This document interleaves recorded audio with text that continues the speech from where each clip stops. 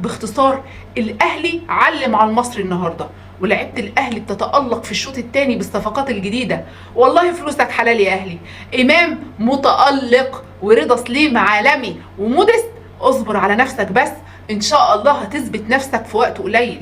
يا امام انت لعيب يا ابني، اسستين النهارده ومنهم جونين غاليين قوي يا امام. انت بتحفر اسمك من ذهب في النادي الاهلي، انت بدأت تصنع تاريخك مع اعظم نادي في الكون.